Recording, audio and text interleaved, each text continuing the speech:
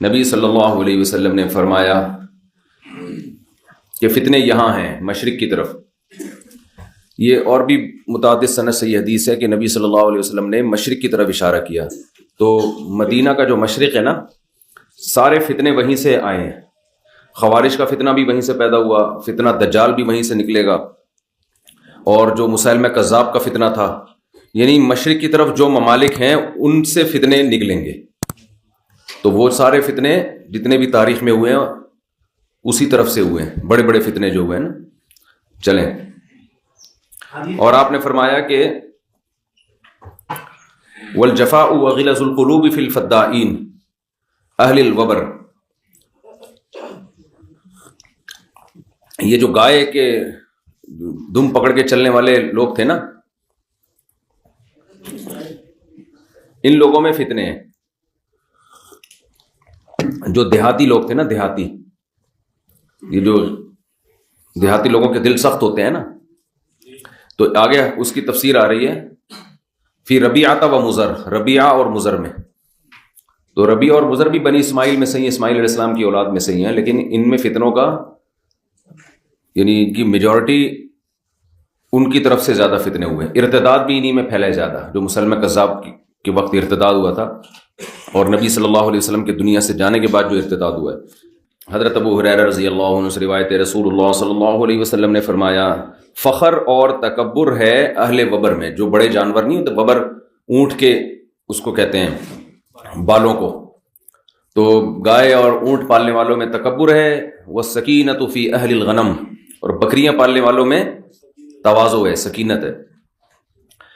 والایمان یمان، یمان اصل میں تھا یمنیون، یمن والے، تو دو یا میں سے ایک یا کو حذف کر کے اس کے بدلے میں الف لے کر آئے تو بن گیا یمانی.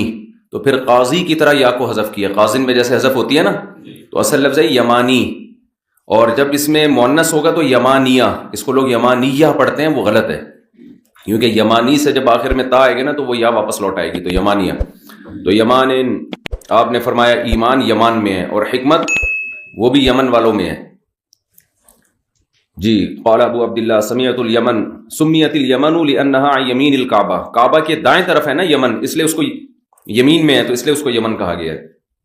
اور شام کعبے کے بائیں طرف ہے، تو شؤوم سے ہے. یہ شؤوم ویسے تو نحوست کو کہتے ہیں نا، تو بائیں طرف مشعمہ ہے نا، مشعمہ، تو اس لیے اس کو اس سے شام کو جو ہے نا یہ نام دیا گیا ہے، شؤوم سے، شؤوم. محمد ابن جبیر ابن مطعم بیان کرتے ہیں کہ حضرت معاویہ رضی اللہ تعالی عنہ کے پاس وہ موجود تھے قریش کے ایک وفد میں. تو عبداللہ ابن عامر ابن العاص رضی اللہ عنہ نے ان کو بیان کیا کہ ان قریب قحطان میں ایک بادشاہ پیدا ہوگا، قحطان قبیلے میں. اب یہ جو قحطان ہے یہ یمن کی نسل جس سے چلی ہے نا، اس کو ابو الیمن کہا جاتا ہے. اس کو جو یمن میں جو بھی ان کا جد امجد ہے وہ ہے تھا قحطان، تو آگے اسی کا قبیلہ قحطان کی نسل کہلاتا ہے. تو انہوں نے فرمایا کہ قحطان میں ان قریب بادشاہ ہوگا. تو حضرت معاویہ رضی اللہ تعالیٰ عنہ غصے سے کھڑے ہو گئے اور فرمایا کہ پہلے اللہ کی حمد و ثنا کی، اس کے بعد فرمایا مجھے یہ بات پہنچی ہے کہ تم میں سے بعض لوگ ایسی حدیثیں بیان کرتے ہیں جو اللہ کی کتاب میں بھی نہیں ہے اور نبی صلی اللہ علیہ وسلم سے منقول بھی نہیں ہے. حضرت معاویہ کو اس پہ غصہ آیا کہ انہوں نے یہ بات جو بیان کی ہے نبی کی طرف نسبت کر کے، یہ بات ٹھیک نہیں ہے، کیونکہ انہوں نے نبی سے اس کے خلاف سنا ہے. تو وہ کیا خلاف سنا ہے؟ فرمایا فَإِنَّهُ بَلَغَنِي أَنَّ رِجَالًا مِّنكُمْ يَتَحَدَّثُونَ أَحَادِيث، لوگ یہ بیان کرتے ہاں فَأُولَٰئِكَ جُهَّالُكُمْ، یہ تم میں کم علم لوگ ہیں. فَإِيَّاكُمْ وَالْأَمَانِيَّ الَّتِي تُضِلُّ أَهْلَهَا، وہ امیدیں، ان امیدوں سے اپنے آپ کو بچاؤ جو امید والوں کو جو امیدیں ہلاک کر دیں. فَإِنِّي سَمِعْتُ رَسُولَ اللَّهِ صلی اللہ علیہ وسلم يقول إِنَّ هَذَا الْأَمْرَ فِي قُرَيْشٍ لَا يُعَادِيهِمْ أَحَدٌ إِلَّا كَبَّهُ اللَّهُ عَلَى وَجْهِهِ. یہ جو معاملہ ہے نا خلافت کا، یہ قریش کے پاس ہے، اور جو بھی ان سے اس معاملے میں دشمنی کرے گا اللہ اس کو رسوا کر دے گا. ما اقاموا الدین، جب تک کہ وہ دین کو قائم رکھیں. تو اصل میں بات یہ ہے کہ جس نے بھی حضرت معاویہ کے سامنے یہ حدیث پیش کی، پوری حدیث پیش نہیں کی، تو ایسا نہیں تھا کہ اسی دور میں ہوگا، بلکہ آگے حدیث آ رہی ہے کہ قحطان میں ایک شخص پیدا ہوگا جس کے ہاتھ میں رعایا ہوگی، کنٹرول ہوگا. تو یہ حضرت مہدی کے بعد ہوگا، یہ یمن میں، یعنی یہ قرب قیامت میں اور علامات قیامت میں ہے. تو یہ اس دور کی بات نہیں ہے، بلکہ یہ بعد میں قرب قیامت میں ایک شخص پیدا ہوگا جو شام میں ہوگا قحطان قبیلے سے اس کا تعلق ہوگا. آگے حدیث میں آ رہا ہے, وہیں پھر اس حدیث کی تشریح کرتے ہیں. چلیں. حدیث نمبر 3501 وبه قال حدثنا ابو الوليد قال حدثنا عاصم بن محمد. حضرت معاویہ کو غصہ غضب شاید اس وجہ سے آیا کہ خلافت میں یا حکومت میں وہ دراڑ پیدا کرنے کے لیے بھی اس طرح کی باتیں ہوتی ہیں نا, کیونکہ حضرت معاویہ نے بھی سنا نبی سے, اور بھی اس بارے میں آپ نے حدیثیں ہیں کہ خلیفہ قریشی سے ہوگا, تو یہ بہت ساری احادیث اس بارے میں. تو ان کو یہ تھا کہ یہ بات تو مسلمان مان چکے ہیں کہ خلافت کس میں ہوگی, وہ قریش ہی اس معاملے کے اہل رہیں گے. تو ہم نے یہ جو اتنا نبی صلی اللہ علیہ وسلم سے تواتر سے ایک بات سنی ہے, تو یہ اس کے خلاف کیسے حدیث پیش کر رہے ہیں؟ نبی صلی اللہ علیہ وسلم نے فرمایا, ابے تم ایک حدیث چھوڑ چکے ہو. حدثني عبد الرحمن بن هرمز الاعرج عن ابي هريره رضي الله عنه قال قال رسول الله صلى الله عليه وسلم قريش والانصار وجهينه ومزينه واسلم واشجع وغفار موالي ليس لهم مولى دون الله ورسوله. آپ صلی اللہ علیہ وسلم نے ان تمام قبیلوں کا نام لیا, قریش, انصار, جوہینہ, مزینہ, اسلم, اشجع, غفار, یہ سب میرے مولا ہیں, میرے دوست ہیں, اور ان کا اللہ اور کے رسول کے سوا کوئی بھی دوست نہیں ہے. تو یہ ان قبیلوں کی تعریف ہے. حدثنا ابو الولید قال حدثنا عاصم بن محمد قال سمعت ابي عن ابن عمر رضی اللہ عنہما عن النبي صلی اللہ علیہ وسلم قال لا يزال هذا الامر في قريش ما بقي منهم اثنان.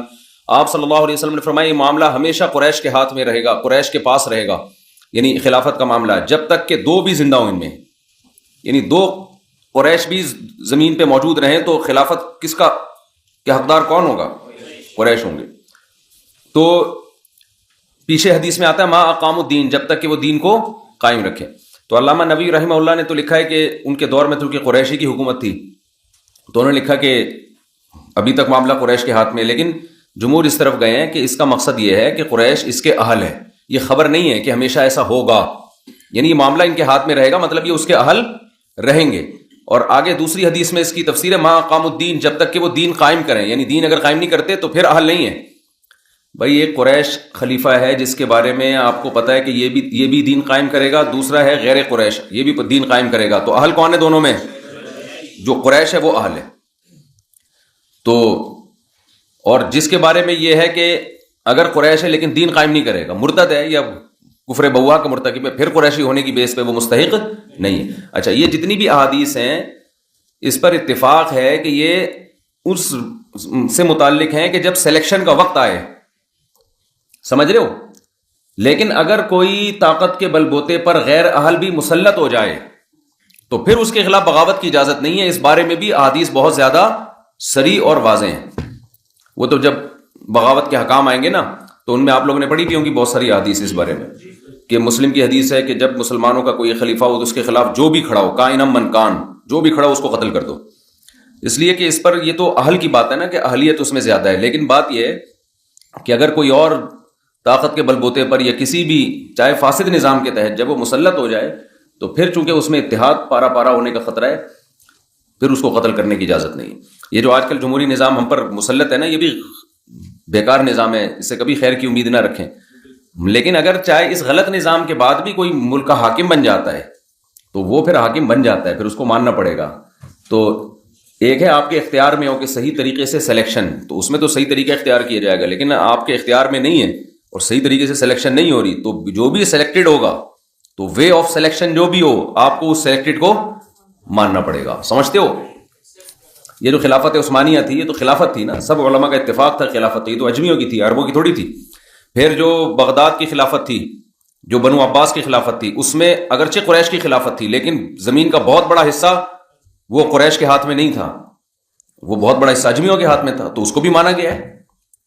سمجھتے ہو کہ نہیں سمجھتے ہو؟ اچھا, آج کل یہ نعرے بہت لگ رہے ہیں کہ خلیفہ ایک ہی ہونا ہے, خلافت تو ایک ہی ہو. تو یہ خلافت اب تک مسلمانوں میں سوائے خلفائے راشدین کے اور حضرت معاویہ رضی اللہ تعالیٰ عنہ پر جو اتفاق ہو گیا تھا, اس کے بعد چند دن بنو امیہ کی, اس کے بعد سے آپ تک ایک خلیفہ مسلمانوں کا نہیں رہا ہے.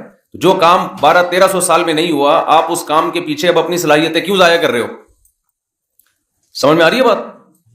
اور ہم نے جب اس پہ مطالعہ کرنا شروع کیا نا, اسٹڈی کرنا شروع کی, تو ہمیں یہ پتا چلا کہ اس وقت سے علماء لکھ رہے ہیں کہ اگر مسلمانوں کی حکومتیں دنیا میں پھیل جائیں تو پھر کوئی حرج نہیں ہے کہ ادھر کا خلیفہ الگ ہو ادھر کا خلیفہ الگ ہو, اس میں کوئی حرج نہیں ہے.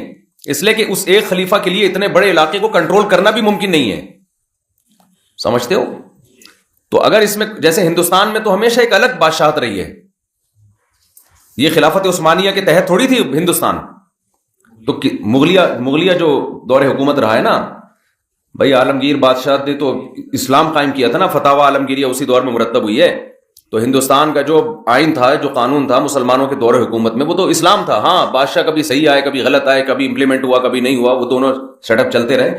لیکن کہیں بھی ایسا نہیں ہے کہ اس کے خلاف بغاوت کو، کہ بھئی یہ خلافت عثمانیہ کے تحت چونکہ نہیں ہے لہذا اس کے خلاف بغاوت کر کے خلافت کا حصہ بناتے ہیں. ایسا نہیں ہوا، کیونکہ اتنا بڑا علاقہ تھا. ہاں یہ ضرور ہے کہ وہ جمعے کے خطبے میں خلیفہ کا نام لیا کرتے تھے، لیکن کنٹرول ان کا اپنا تھا. تو جب تباعد اماکن ہو، یعنی سلطنت بہت زیادہ وسیع ہو جائے اور حکومت کے لیے مختلف علاقوں پہ کنٹرول کرنا ممکن نہ ہو، تو اس میں کوئی حرج نہیں ہے کہ اندلس کی الگ خلافت ہو اور جو ہے ادھر بنو عباس کی الگ خلافت ہو، اس میں کوئی حرج نہیں ہے. تو اس کو خام میں ایک ہی پہ جمع کرنے کے لیے تلوار اٹھانے کا حکم دینا کہ لوگوں میں خون خرابہ ہو، اور اس کا رزلٹ یہ نکلے کہ بجائے 2 خلافتیں ختم ہو کے ایک ہو جائیں، بلکہ وہ جو 2 تھی وہ 25 میں تقسیم ہو جائیں. نہیں یاری بات میرے خیال ہے. تو یہ جو آج کل خلافت کی تحریکیں چل رہی ہیں نا، اس سے جو اب چھوٹے چھوٹے خلیفے مارکیٹ میں چل رہے ہیں نا اس وقت، چھوٹے چھوٹی ریاستیں جو اسلامی ہیں، یہ ایک ہونے کے بجائے کیا ہو جائیں گی، یہ 20 حصوں میں ڈیوائڈ ہو جائیں گی. بالکل وہی کام جو ہمارے اہل حدیث بھائی کر رہے ہیں کہ 4 فقہ تھے، حنفی، مالکی، شافعی، حنبلی، تو ان کو ختم کرو قرآن حدیث کے نام پہ. تو وہ ختم کرنے کے بجائے ایک 5واں بھی آ گیا، پھر ان 5 کے 6 حصے ہو گئے. خود اہل حدیث کے پتہ نہیں کتنے حصے بن چکے ہیں، ان کے کتنے فرقے بن چکے ہیں، فرقے ادھر فرقیاں. تو یہ وہی بات ہے. مولانا وہ ایک بڑا زبردست کسی کا کلپ دیکھ رہا تھا میں، جس میں انہوں نے کہا کہ ایک آدمی کے بارے میں کسی نے کہا کہ تم جو ہے نا وہ گالیاں بہت دیتے ہو. تو اس نے کہا کس الو کے پٹھے نے کہا میں گالیاں دیتا ہوں. اور پھر جو گالیاں دینا شروع کی ہیں، جس نے میرے بارے میں کہا کہ میں گالیاں دیتا ہوں، وہ یوں ہے، وہ یوں ہے، وہ اس کی ایک ایسی کی تیسی کر دی نا. تو یہاں بھی یہی ہے کہ لیبل یہ لگایا جاتا ہے کہ ہم فرقوں کو ختم کر رہے ہیں، لیکن جس طرح سے ختم کرنے کی کوشش شروع ہوتی ہے نا، اس سے فرقے مزید بننا. تو اسی طرح خلافت کے نام پہ اتحاد کی کوشش کی جاتی ہے، مگر اس سے اسلامی مملکتوں کی جو رہی صحیح طاقت ہے وہ بھی پارا پارا ہو جاتی ہے. ٹوٹ ٹوٹ کے نا کوئی صوبے الگ ہو کے ملک الگ ہو جائیں گے. اس لیے تمیز سے جو چیزیں 2 ٹکڑے چند چیتھڑے آپ کے پاس باقی رہ گئے ہیں، ان کو چائے میں ڈبو ڈبو کے، بھائی لنگر تقسیم ہو رہا تھا نا، تو جو جس کے پاس حصہ آ گیا اب اس کو بجائے اس کے کہ سب ایک دسترخوان پہ بیٹھ کے کھانا کھائیں، وہ نہیں ہو سکتا. تو جتنے جو چیتھڑا جس کے پاس آیا، جو پاپے کا ٹکڑا آیا، چائے میں ڈبو کے کھاؤ، پتلی گلی سے نکلو. چلو بھائی چلیے. ہاں اب خلافت حضرت مہدی ضرور آ کے قائم کریں گے، تو ان کو اللہ نے طاقت دی ہے، ان کے بارے میں خوشخبریاں ہیں، اور یہ حضرت عیسیٰ ابن مریم نازل ہوں گے، ان کی قیادت میں ہوگا. تو فی الحال وہی طریقہ بہتر ہے. اچھا یہ جب ہم بات کرتے ہیں تو لوگ کہتے ہیں اس کا مطلب ہم آرام سے ہاتھ رکھ کے بیٹھے رہیں، ہم کچھ نہ کریں، بس تزکیہ اور خانقاہوں میں لگے رہیں. تو یہ بات نہیں ہے. نظام کی تبدیلی کی کوشش کرنا یہ فرض ہے.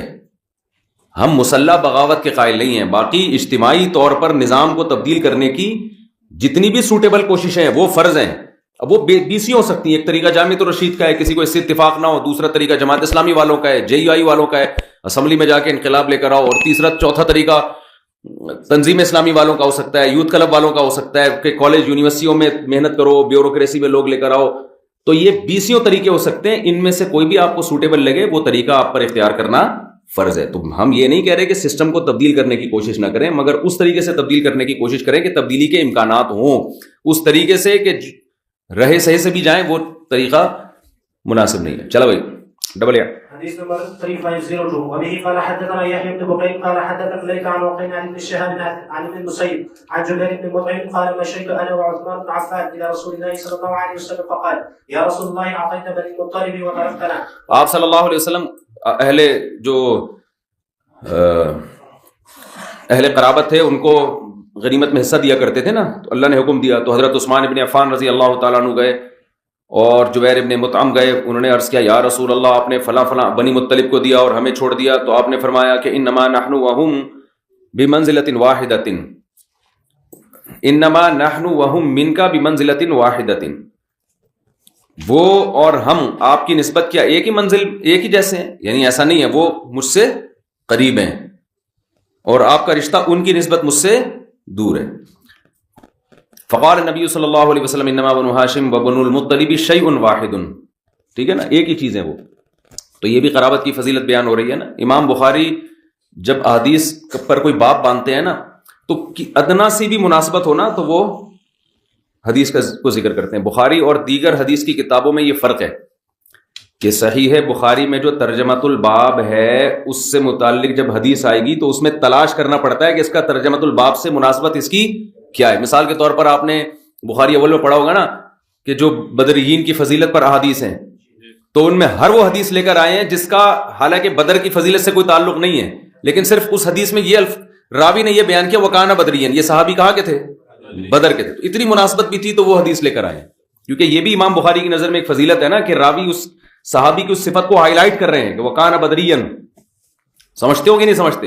اس لیے ہمارے حضرت فرمایا کرتے تھے حضرت مفتی رشید احمد صاحب رحمہ اللہ کہ صحیح بخاری میں اللہ نے بہت علم رکھا ہے, یعنی جو بخاری کے جو مضامین ہیں نا, لیکن اس کے لیے کھوپڑی چاہیے. بڑا زبردست بھائی نے جملہ حل کر دیا.